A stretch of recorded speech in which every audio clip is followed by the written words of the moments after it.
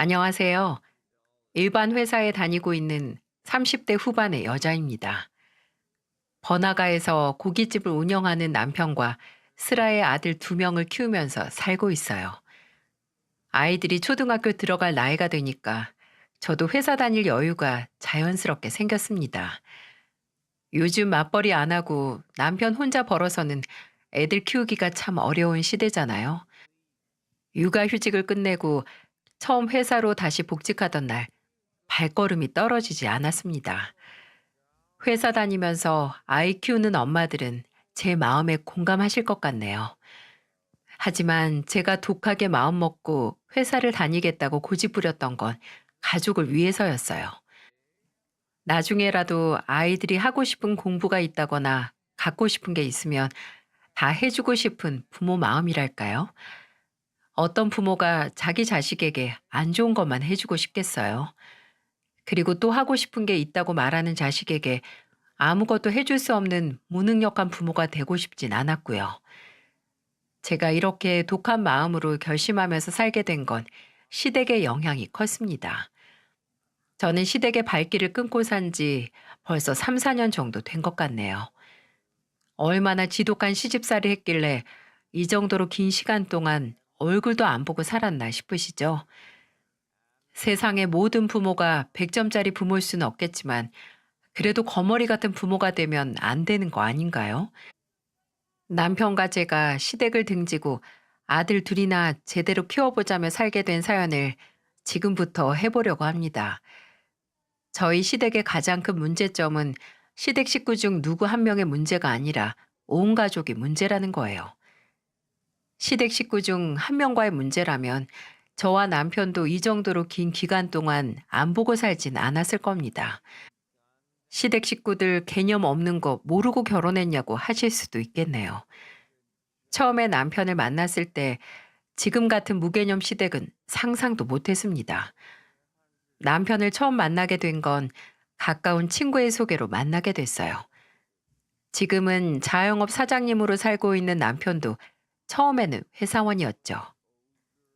처음 봤을 때는 남편이 키도 크고 훤칠해서 인상이 마음에 쏙 들었어요. 그런데 성격도 시원시원하고 사람이 솔직하다고 생각하게 됐습니다.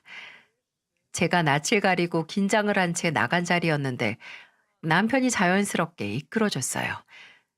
그래서 그런지 금방 친해질 수 있었던 것 같습니다. 그 후로도 자연스럽게 몇 번 만나다가 남편의 고백으로 연애를 하게 된 거예요. 남편은 저와 번화가를 지나가다 이런 말을 하더군요.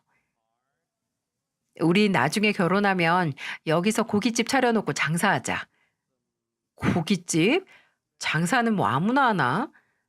둘이 같이 하면 자리도 금방 잡고 인건비도 줄일 수 있지 않을까? 에이, 고정 월급을 버는 사람이 있어야지. 그럼 내가 당신 몫까지 두 배로 열심히 일하면 되겠네. 내가 고깃집 대박 나면 당신 편하게 살게 해줄게. 남편과 저는 늘 미래에 대한 이야기를 나눴어요. 늘 성실하고 착실했던 남편은 미래 계획도 뚜렷했던 사람이었고요. 이런 사람을 보고 어떻게 결혼 생각을 안 할 수 있겠습니까? 정말 시댁 안 보고 남편만 보면 이런 사람이 또 없을 정도로 완벽한 사람이었어요. 그래서 남편과 둘이 많은 대화를 나누면서 미래에 대한 계획을 만들어 갔습니다. 그러다 본격적으로 결혼 준비를 하게 됐고요. 연애를 1년 넘게 하는 동안에도 시댁은 오로지 어머님만 일하는 것 같았습니다. 그래도 그때까지만 해도 어머님이 일을 하시는구나 생각했죠. 아버님이 사업을 하시다가 10년 전에 망하면서 그 후로 아무런 일을 하지 않는 것 같았어요. 시누이도 말로는 취업 준비를 한다고 했지만 뚜렷하게 일자리를 구하려고 노력하는 것 같지 않았고요.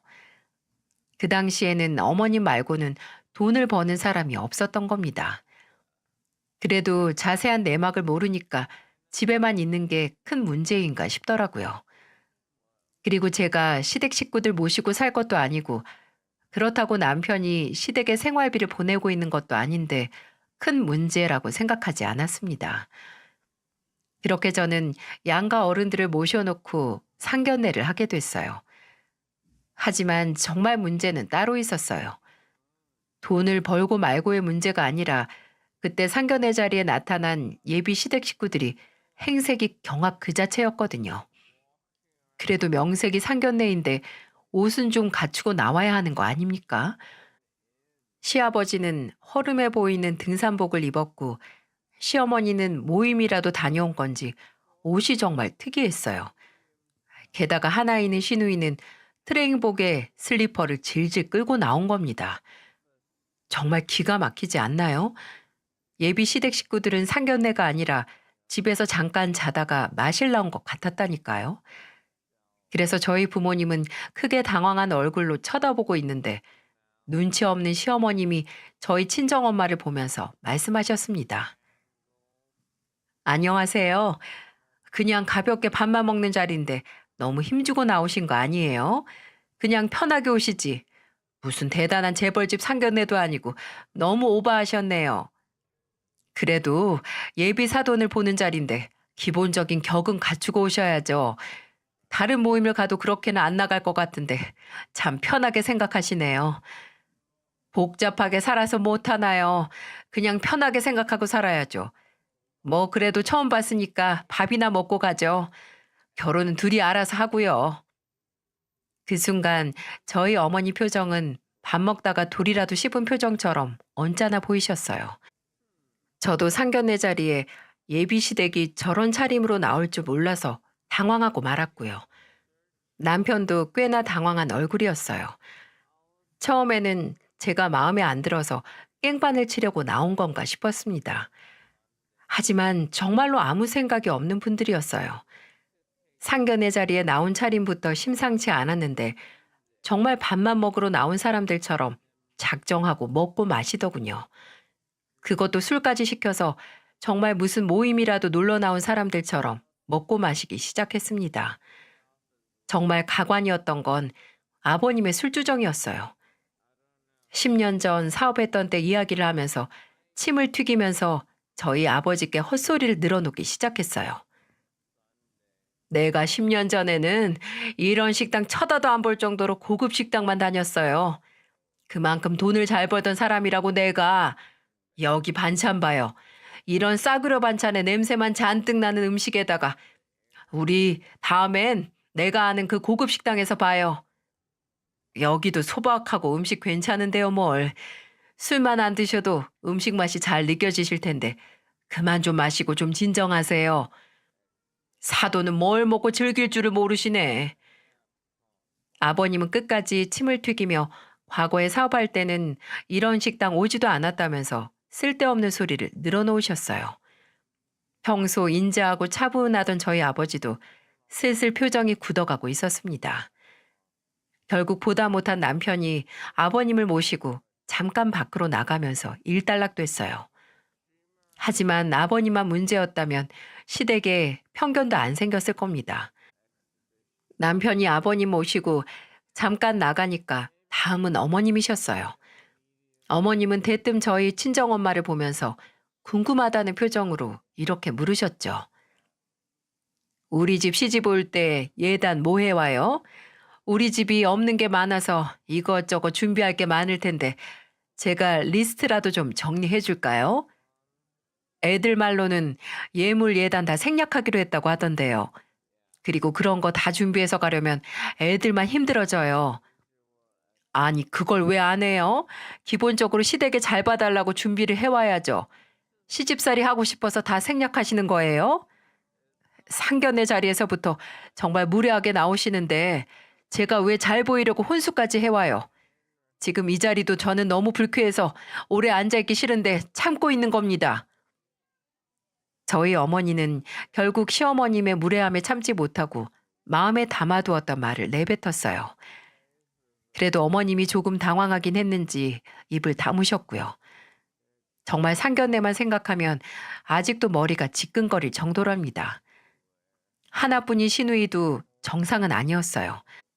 대체 담배는 왜 그렇게 피는지 상견례 도중에도 계속 밖을 왔다 갔다 하는 거예요. 그리고 시누이가 나갔다 들어오면 바로 냄새가 맡아질 만큼 담배 냄새도 지독했고요. 결국 첫 상견례는 결판으로 끝나고 말았네요. 남편도 술에 취한 아버님을 달래느라고 밥을 코로 먹었는지 입으로 먹었는지 모를 정도였습니다. 저희 남편은 마지막까지도 저희 부모님께 죄송하다며 사과를 드렸고, 어머님은 마지못해 괜찮다며 대답을 하고는 집으로 돌아가셨어요. 저희 어머니는 저를 보면서 화가 잔뜩 난 목소리로 말했습니다. 내가 예비사위 착실하고 성실하니까 참고 있던 거지. 네 예비시댁 사람들 단체로 이상한 거 너도 알지? 내가 지금 상견례를 갔다 오는 건지 술자리를 다녀오는 건지 통 모르겠다. 그래도 내가 시댁 식구들 다 데리고 살 것도 아니잖아. 그리고 엄마도 사위 될 사람 얼마나 성실하고 착실한 사람인지 다 안다며. 우리 그냥 사람 하나만 보자. 넌 지금 밥 먹으면서 저 꼴을 보고도 그런 말이 나와? 어머니의 반응은 예상보다 센 반응이었어요. 늘 고상하고 인자하던 부모님 두 분 표정만 봐도 오늘 상견례는 망했구나 싶더라고요. 어머니가 노발대발하며 사돈 식구들 이상하다고 불만 섞인 소리를 늘어놓으셨어요. 그러자 옆에 듣고 있던 아버지도 한마디 거들면서 말씀하셨어요. 아무리 네 남편이랑 둘이 사는 일이라고 해도 시댁 분위기 무시 못하는 거야.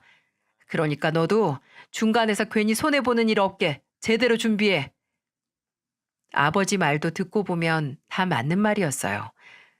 그래서 부모님께는 잘 알아서 준비하겠다면서 안심시켜 드렸습니다.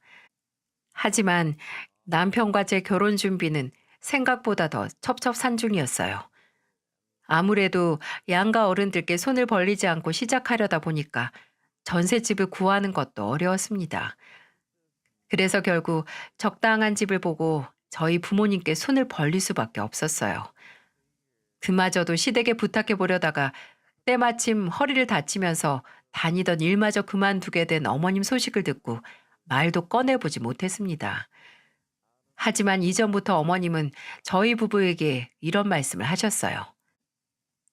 나는 너희 결혼한다고 줄 돈도 없으니까 알아서들 해. 낳아줬으면 그게 부모 노릇 다 한 거지. 결혼까지 시켜줘야 될 필요는 없잖아. 결혼하면 부모고 자식이고 각자 인생이야. 정말 이 말을 듣자마자 시어머니도 보통 독한 사람이 아니구나 싶었어요. 그래서 결국 저희 부부가 모았던 돈에 제가 친정에서 5천만 원을 도움받게 되면서 2억 정도 전셋집을 들어갈 수 있었어요. 정말 결혼 전부터 시댁이랑은 잘 맞는 게 하나도 없었고 도움이라고는 한 번도 받을 수 없었습니다. 그렇게 우여곡절 끝에 결혼식을 올리고 함께 살게 됐어요. 이제는 정말 둘이서만 잘 살면 다 괜찮을 거라고 생각했죠. 하지만 제 예상과 달리 제 결혼 생활은 예상치 못한 방향으로 흘러갔어요. 저희 아버지가 제게 해주셨던 말 중에 둘만 좋다고 잘 살 수 있는 게 아니라는 말이 떠오를 정도였습니다. 결혼할 때 돈 없다면서 한 푼도 못 도와주던 어머님은 저희 부부가 전세 아파트를 구하고 사니까 꽤 돈이 있는 줄 알았나 봐요.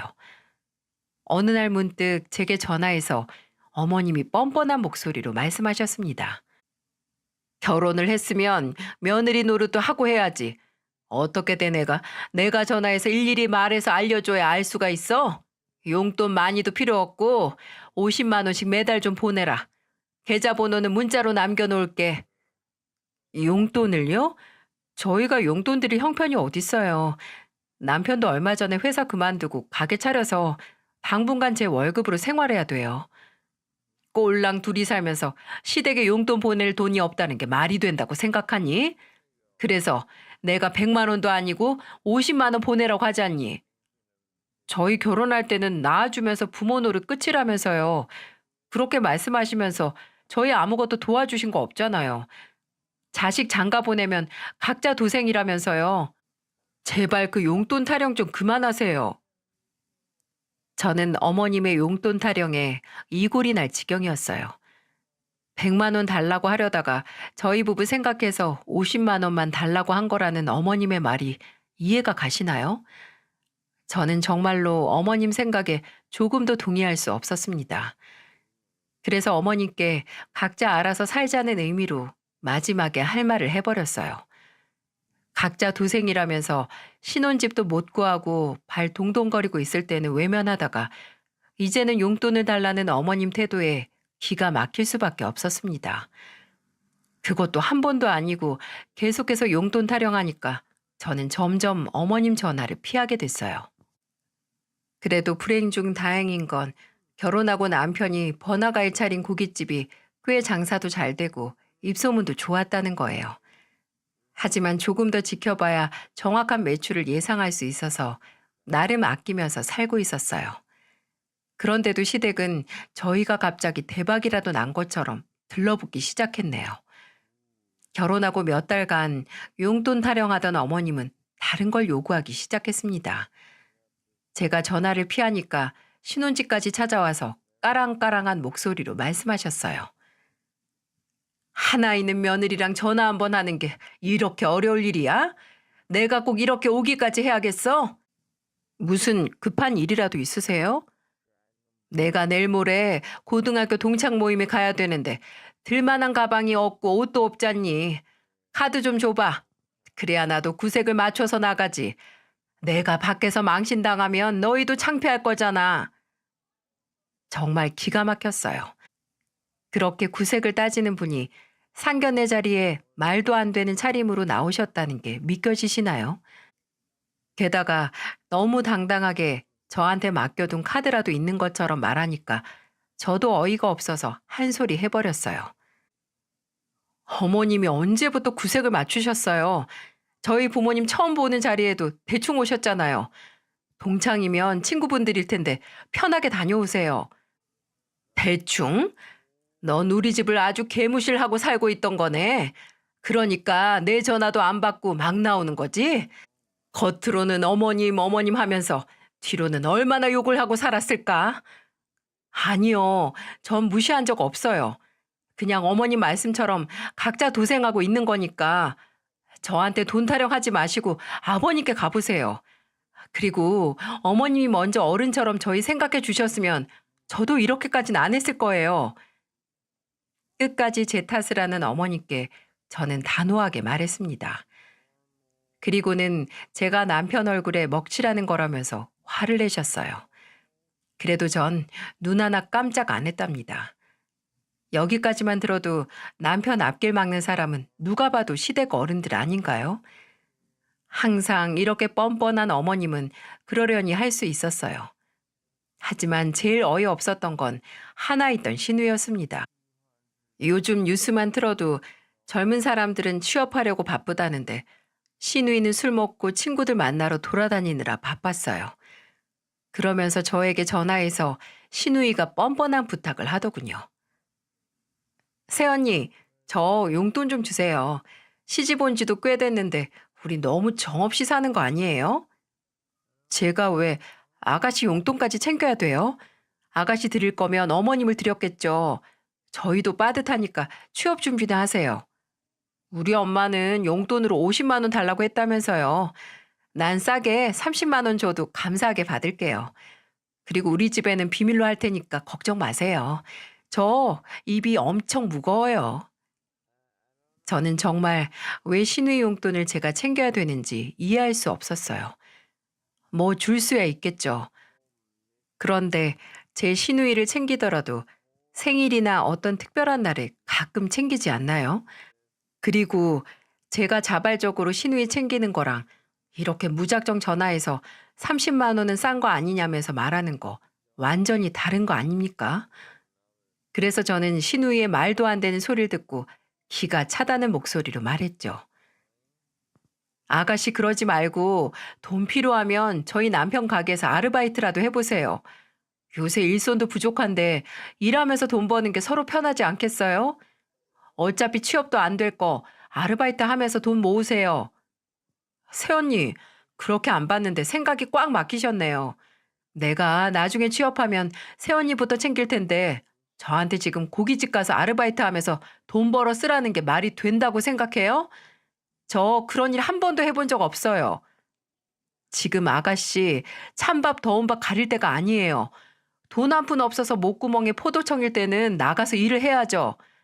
저는 절대 용돈 안 줄 거니까 돈 필요하시면 가서 아르바이트라도 해요. 저는 아가씨에게 으름장을 놓으면서 전화를 끊어버렸어요.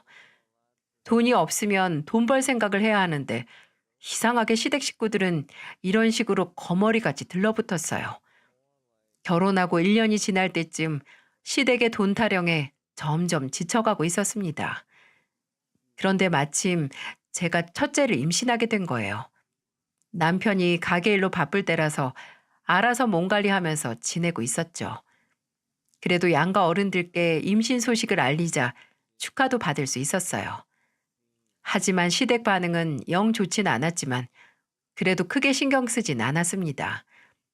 어머님은 마치 왜 지금 타이밍에 임신을 했냐는 반응이었고 아버님도 좋아하는 기색은 아니었어요. 황당했지만 제가 어쩔 수 있는 것도 아니고 그냥 신경 쓰지 않으려고 했죠. 그런데 시댁 반응이 시원찮았던 이유가 있었어요. 저희 부모님은 제가 임신했다는 말에 비싼 소고기도 보내주시고 각종 반찬도 챙겨주셨어요. 하지만 역시나 시댁은 달랐어요. 아버님은 제가 잠깐 휴가를 내고 집에 있던 날 갑자기 저희 집에 찾아오셨어요. 그리고는 저를 보면서 뜬금없이 이런 부탁을 하시더군요. 너 임신했다며? 이제 돈 나갈 일도 많을 텐데 지금처럼 여유 있을 때 나 중고차 하나 뽑아주라. 아버님 일도 안 나가시는데 무슨 차가 필요하세요? 그리고 차를 사면 주유비에 보험료에 나갈 돈이 얼마나 많은데요. 일단 사주면 내가 알아서 한다니까. 무슨 걱정이 그렇게 많어. 다른 집은 며느리 임신하면 차 뽑아주는 집도 있다던데 저는 아버님이 더 큰 돈 쓰기 전에 중고차 하나 뽑아달라고 한다는 게 말이 되나요? 저는 정말 어이가 없었어요. 분명히 어쩌다가 차 뽑아주면 돈 필요하다고 돈 달라게 뻔했습니다. 안 봐도 비디오 아닌가요? 그때가 결혼 2년 차였는데 시댁이라면 징글징글할 정도였어요. 그래서 저는 뻔뻔하게 집까지 찾아와서 중고차를 뽑아달라는 아버님께 말했어요. 아버님, 저희 결혼할 때 아무것도 안 해주신 거 저 한 번도 불평불만했던 적 없어요. 그런데 어떻게 임신한 며느리한테 차 뽑아달라는 말을 할 수 있으세요? 저 돈이 차고 넘쳐도 절대 차 못 뽑아드려요. 아니, 그게 다 네 돈이야? 내 아들 돈도 있을 거 아니야. 왜 다 네 돈인 척하고 유세를 떨어? 하여튼 있는 것들이 더한다니까. 집에다가 비싼 소고기 모셔놓고 돈 없다고 하면 누가 믿어? 그거 제 부모님이 보내주신 거예요. 이제 먹을 것도 가져가시려고요? 차 안 줄 거면 먹을 거라도 내놔. 네가 임신을 해서 우리 아들이 이제 우리한테는 주는 돈도 마저 끊겠다고 하잖아. 저는 아버님 말에 정신이 번쩍 들었습니다. 알고 보니까 그동안 시댁 식구들이 제게 돈 부탁을 했다가 거절당하면 남편을 찾아갔던 거예요. 그래도 장남이라고 남편은 저처럼 단호하게 쳐내지도 못했던 겁니다. 화가 잔뜩 난 저는 아버님을 보면서 화가 난 목소리로 말했어요. 아버님은 꼭 그렇게 저희한테 뭐라도 가져가고 받아내야 속이 시원하시겠어요? 제가 임신했다고 어머님 아버님 찾아가서 이것저것 해달라고 부탁하는 것도 없는데 정말 왜 그러세요? 제가 임신했다는 사실도 잊은 채 악을 쓰면서 소리를 질렀습니다. 그리고 그때 마침 남편이 집에 들어오는 소리가 들렸어요. 아버님은 갑작스런 상황에 남편을 보면서 횡설수설하며 말했습니다. 내가 중고차 좀 뽑아주면 이제 돈 달라고 안 하겠다는데 저렇게 화를 내지 않냐. 다 자기 돈도 아니고 엄연아 내 아들 돈으로 중고차 좀 사달라는데 이럴 일이니 이게? 집에서 당장 나가세요. 그동안 그만큼 도와드렸으면 되잖아요. 대체 제가 언제까지 식구들 돕고 살아야 되는데요? 아버님은 남편의 호통에 쫓기듯이 집을 나가셨어요. 저는 너무 억울해서 남편한테 안겨서 펑펑 울었습니다. 하염없이 저를 달래주던 남편은 제게 미안하다는 말만 반복했어요. 그리고 저는 한숨 자고 일어나라는 남편의 말에 방에서 조금 쉬어야만 했습니다. 그렇게 한참을 놀란 가슴 쓸어내리고 자고 일어났는데 주방에서 술을 마시는 남편이 보였어요. 저는 남편 맞은편 의자에 앉으면서 말했습니다. 왜 혼자 술을 마시고 있어? 에이, 미안해. 괜히 이런 집으로 시집 와서 당신이 못 볼 꼴이나 보고 살고 내가 아무리 열심히 살아도 우리 식구들 때문에 당신을 너무 힘들게 하는 것 같아. 그동안 나 몰래 시댁 돕고 있었던 거야? 어쩔 수 없었어. 세 식구 모여 살아도 누구 하나 제대로 사는 사람도 없고 나라도 도와줘야 살 것 같았어. 그리고 내가 장남이니까 아무리 신경 안 쓰려고 해도 어쩔 수가 없더라고. 매번 이번이 마지막이라고 하긴 하는데 그 후로도 똑같았어. 당신이 그렇게 도와줄 줄 아니까 그러는 거야. 힘들더라도 이제는 어머님 아버님 일에 그만 도와드려. 이제 우리 태어날 애기도 있는데 우리 가족 생각도 해야지. 저는 남편의 손을 잡으면서 단호하게 말했어요. 이제 태어날 아이도 있는데 언제까지 시댁을 도울 수만도 없는 일이지 않겠습니까? 게다가 지금껏 도와줬는데도 시댁은 고마운 것도 모르고 제멋대로 펑펑 돈을 쓰면서 살고 있었고요.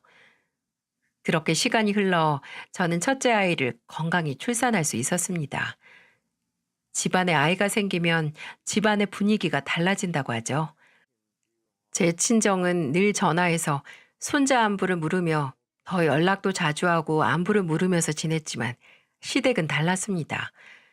제가 첫째를 낳고 시간이 흘러 둘째까지 낳았을 때도 시댁 식구들은 다 백수였어요. 시간이 흘러서 9년이 지났지만 시댁은 백수였답니다. 저는 남편과 정말 이를 악물고 살았어요. 남편은 절대 자기 부모님 같은 사람 안 될 거라면서 고깃집 일에 최선을 다했어요. 저도 육아휴직을 쓰고 애들을 보다가 복직까지 했지만 육아와 일을 병행하면서 최선을 다하고 있었죠. 그 와중에도 누구 하나 도와주는 시댁 식구는 없었고요. 오히려 돈이 필요할 때마다 습관처럼 남편을 찾곤 했죠. 저한테 전화해봐야 안 된다고 할 게 뻔했고 남편은 마음 약한 장남이라는 걸 잘 알고 계셨던 겁니다. 남편도 시댁이라면 치를 떨다가도 막상 어렵다고 하면 완전히 외면하기는 어려웠어요. 이렇게 힘들 때마다 도와주니까 시댁은 9년이 지나도록 지하방을 떠나지 못하고 그대로 살고 있었어요. 돈이 생기면 모을 생각도 없고 쓰기 바쁘니까 돈을 모을 수가 없었고 돈을 못 모으니까 이사를 갈 수 없는 형편이었죠. 정말 한심하지 않습니까? 그렇게 9년을 시댁과의 전쟁처럼 살았어요. 창과 방패처럼 시댁에서 창을 들고 돈 달라며 쫓아오면 저와 남편은 방패로 막는 분위기였답니다. 이때는 저만큼 힘든 결혼 생활이 대한민국에 또 있을까 싶었죠. 시댁 덕은 못 봐도 손해는 보면 안 되는 거 아닌가요? 그래도 한 줄기 빛은 있다고 갑자기 청약에 당첨되면서 32평 아파트를 매매할 수 있는 기회가 생긴 거예요. 그동안 성실하게 살았다고 하늘에서 준 선물 같았답니다. 애들도 점점 커서 유치원 들어갈 나이쯤이었는데 아들 두 놈한테 각자 방을 만들어 줄 수 있다는 게 제일 행복했어요. 아이들도 이사 간다는 말에 기쁜 목소리로 말했습니다. 엄마, 우리 이사 가면 내 방에 침대도 생겨요?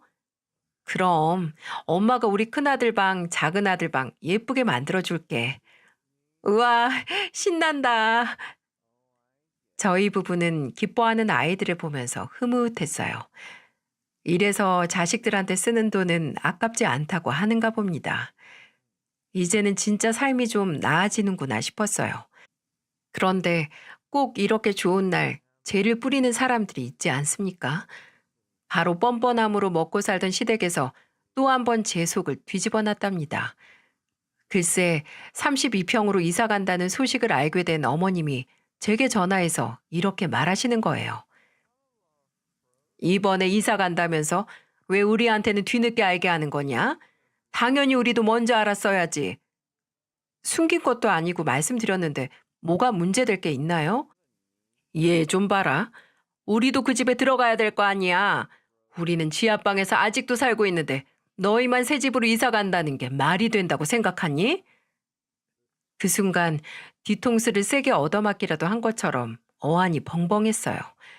생각한 적도 없고 그럴 생각도 없었는데 왜 제가 시댁 식구들과 같이 살아야 합니까? 그것도 돈 한 푼 보탠 적 없고 오히려 돈만 뜯어가는 시댁 식구들과 말이죠. 이건 제대로 짚고 넘어가야겠다고 생각했어요. 그래서 어머님께 단호한 목소리로 말했습니다. 어머님, 그 집 안방에 왜 어머님이랑 아버님이 들어오세요? 절대 그럴 일 없어요. 우리도 부모인데 왜 너희만 좋은 곳에 살아? 다 내가 우리 아들 잘 키웠으니까 네가 그 정도로 사는 거야.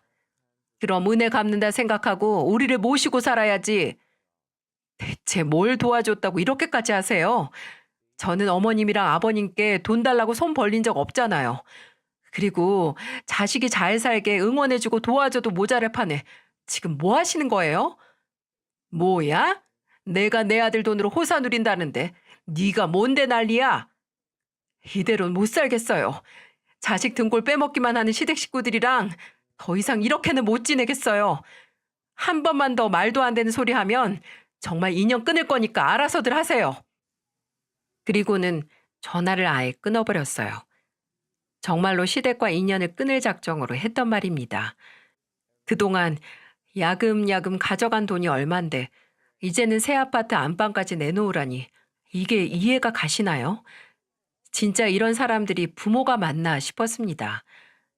그리고 저는 저녁에 퇴근하고 집에 온 남편에게 낮에 어머님과 통화했던 내용을 다 말했어요.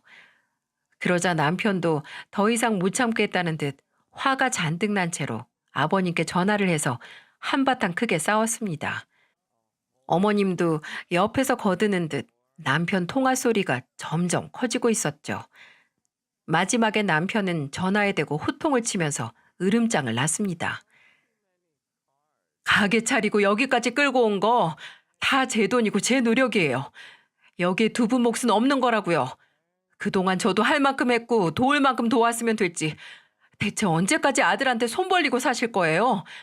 제발 정신 좀 차리세요. 한 번 더 돈 때문에 연락하거나 이사 문제로 전화하시면 정말 연 끊어버릴 거니까 그렇게 아세요. 남편은 화를 내면서 말하고는 전화를 끊어버렸어요. 정말 이게 말이 되는 일인가요? 그래도 평소에 고분고분 말 들어주던 남편이 화를 냈으니까 이제는 돈 얘기 좀 안 하겠다 싶었어요. 하지만 이런 제 예상과는 달리 어머님과 아버님의 행동은 정반대로 흐르고 있었죠. 분명 화를 내고 마지막에 전화를 끊은 사람은 남편인데 어머님은 화를 참지 못하고 다음날 저를 찾아오신 겁니다. 그리고 어머님은 정말 기가 막힌 궤변을 늘어놓으셨어요. 아마 여러분도 들어보시면 진짜 어처구니가 없다고 하실 거예요. 대뜸 집까지 달려와서 저를 보자마자 제 뺨을 내리치면서 말씀하셨어요. 저는 어머님의 갑작스런 상황에 뺨을 붙잡고 어머님을 바라볼 뿐이었습니다. 그러자 당황한 저를 보면서 어머님은 격앙된 목소리로 말씀하셨습니다. 네가 착한 내 아들 뒤에서 조종하고 있는 거 내가 모를 줄 알아? 우리 집 장남이 그런 애가 아닌데 너 만나고 지금까지 부모 말도 안 듣고 막 사는 거 봐. 너 때문에 내 아들 인생 망하면 어쩔 거야? 인생이 망해요? 결혼하고 저희 부부 힘들게 하는 거 시댁 식구들 말고 없어요. 어머님이랑 아버님만 아니면 저희 부부 문제없이 잘 살고 있었다고요. 이게 그래도 막말하는 거 봐. 뭘 잘했다고 눈을 동그랗게 뜨고 대들어. 시부모도 부모야. 효도하고 살아야지. 어디서 대들어? 그 후로 정말 손으로 쓰기도 민망할 정도로 쌍욕을 퍼부으셨어요. 저는 살면서 그런 막말은 어머님께 처음 들어봤습니다. 그러면서 또 한 번 손을 들어 올리는데 큰아들이 그 모습을 보고 달려나와서 어머님을 때리며 말렸어요. 할머니, 우리 집에서 나가요. 왜 우리 엄마 때리세요? 둘째는 울고 첫째는 할머니 나가라며 작은 손으로 어머님을 때리고 있었어요. 그러자 어머님도 애들 교육이나 똑바로 시키라면서 저희 집에 침을 뱉고 나가시는 겁니다. 지난 세월 제가 뭘 그렇게 잘못했길래 이런 꼴을 당하나 서러워서 애들을 끌어안고 펑펑 울었습니다. 그리고 그때 남편이 집에 들어왔고 어수선한 집안을 보며 물었어요. 그러자 첫째 아들이 할머니가 와서 엄마를 때렸다면서 다 말한 겁니다. 남편은 큰아들 말을 듣고 분노에 가득 찬 목소리로 가만 안 두겠다면서 시댁으로 갔어요. 그렇게 화가 잔뜩 난 채 나갔던 남편이 한밤중이 돼서야 돌아왔고 남편은 거실에서 기다리던 저를 보고는 진지한 목소리로 말했습니다. 나 이제 부모님 안 보고 살 거야. 그러니까 당신도 이젠 우리 부모님 전화 받지 말고 도와드리지도 마. 당신 정말 괜찮겠어? 좀 더 빨리 내가 이런 결정을 했어야 했는데 오늘 일만 해도 그래. 괜히 내가 애매하게 행동해서 당신 뺨이나 맞게 만들고 내가 당신한테 면목이 없다. 내가 대신 사과할게. 남편은 시댁에 쫓아가서 신발도 벗지 않고 집에 들어가서 거실을 눈에 보이는 대로 뒤집어 엎어버렸대요. 그때는 너무 화가 나서 눈에 뵈는 게 없을 정도였다고 하더군요. 놀란 나머지 소리를 지르던 시누이와 어머님 그리고 아버님까지 세 사람이 남편을 말리려고 했지만 역부족이었다고 했습니다. 그리고는 난장판이 된 시댁 거실에서 남편은 이렇게 말했다고 하더군요. 부모 좋아하시네. 인연 끊고 각자 알아서 살아요.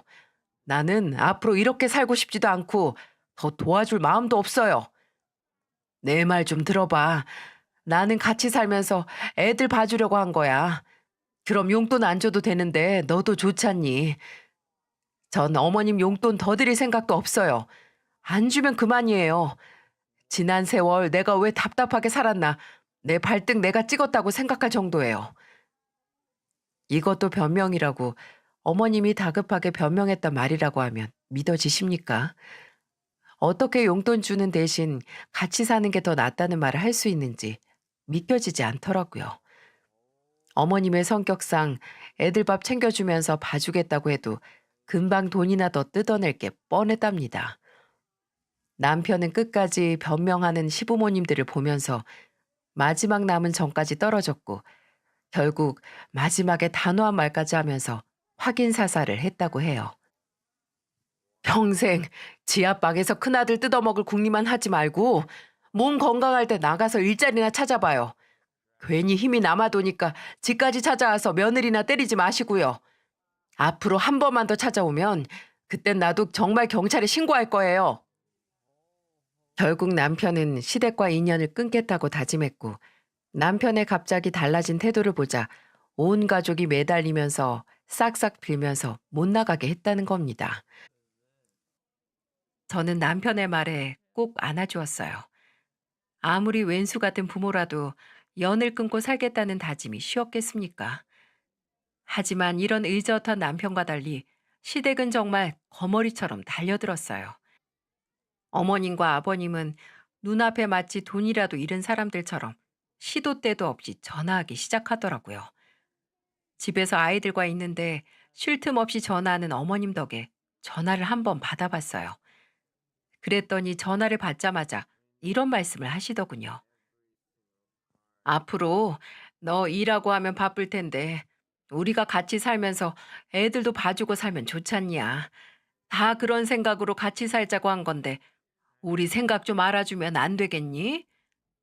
제가 어머님 생각 알아주면 뭐해요? 어머님이 저희를 돈으로밖에 생각 안 하시잖아요. 정말 그런 거 아니다. 내가 오해하게 했으면 미안하다. 앞으로 안 그럴 테니까 제발 한 번만 봐줘. 아니요. 저는 남편이랑 생각이 같아요.